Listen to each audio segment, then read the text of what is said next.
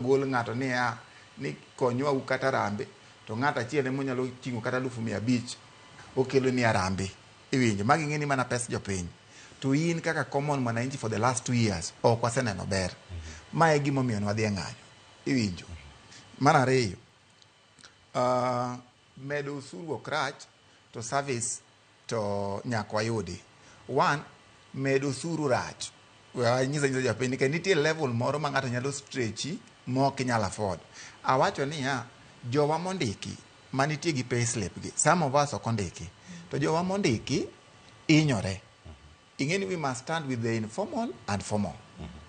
Jowa mondiki indiki ne salary tidwa ng'ado usuri moko nyadi 4 kata nyadi 5.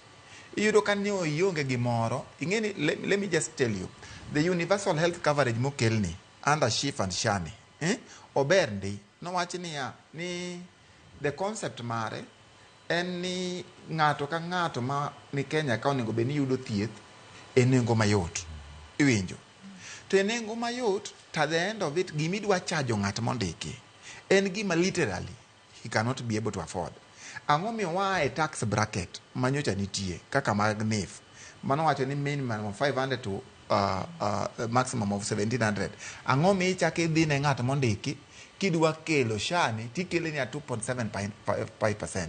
Manyiso ni at the end of it nitiere level moro ma kata ka joma moko ni wacho ni medo osuru ok rach, nitiere level moro ma komede to you take home ok en gimoro manyalo even fund the most basic thing kata mar odi mar chiemo kende. Aya kwa dhi issues ma pod giwacho mar campaign mode ni maybe wadong gi achiel to wadonje campaign mode. It is true. Ing'e gima hinyowa adieri, gima hinyowa is the political structures and the political class ma wan go. Nikech adieri ka ji odhi campaign mode, ji dhi pogore dhoudi iwinjo. Koro kata hinyori ti jaluo to wadhi uru kan ni odwa en ot achiel. Kihinyori to in okuyu wadhi uru koni.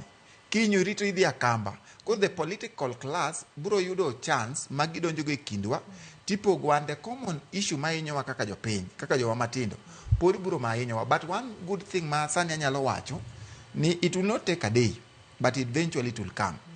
The issue mag tribalism kata dhoudi dhi rumo. Nikech chon inyalo penji ni what is your mother tongue? Mother tongue mari ne en dhok ma mamani literally ne nyalo wacho. Sani nyithindwa mang'eny kata e udi mwawacho go such kind of mother ni nyathi wacho go dholuo kata wacho go Akamba onge.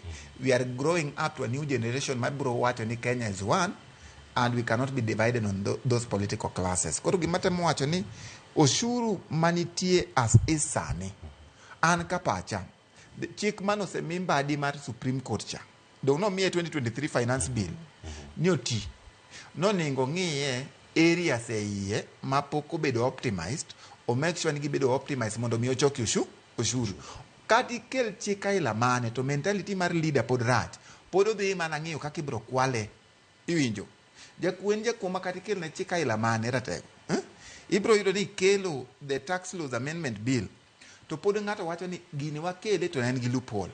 So the kind of mindset ma wan ge manyaka change at leadership point emomiyo gima wanyise ni manyaka winji ni opulence and wastage pod nie sirikal. Chik mikelo ni ober ndi kata ko wacho ni ng'ini wacho ni kodhi oriedo to nitie pride momone riedo to odhi oriedo nade to seng'e kuma solution nitie ang'o mi idhi riedo ni Nigeria Kenya to wacho ni 74 billion to chako wacho ni kopo ni adiyo jowagi to anyalo yudo kata billion 400 to kare ang'o mamone diyogi nikech sani onge ng'ama idwaro kwayo rusa ang'o miyo pod wadok bana oko kwayo nikech adieri in a CS treasury. Koro ang'o mamono wacho ni IMF ni koro kadhiye debe ni en kanyo to kara lwete bende omaki momiyo awacho niya gimomiyo ata pani weche mag oyiem ni ka nikech ok onyalo wacho ni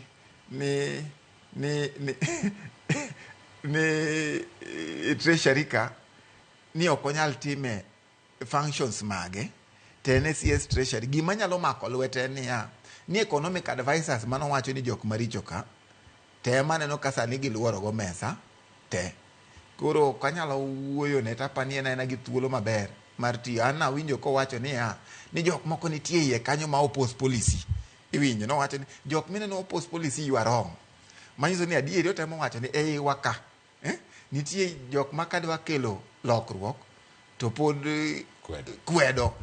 Mani ing'eni gima nowacho ni president nokoyiera na jalwedo, president noyuoro professional mondo mi akel policy, to jowa maka matemo oppose policy gi to ut waja nyiso ni un wrong, manyiso ni badi kata okwachnwa publicly ni nitie jok ma pod pengo policies nego to sirikal pok oyie gi policies nego 100%. Erokamano ahinya. Nyakora mujwang' paro thoth ahinya mana kama lose kar kae, kendo achiel kuom gigo mane jatend piny Kenya nolose kendo noseyo sirkande kendo jogo machiegni kode mano kuom rem miye paro maliw kata somo ne paro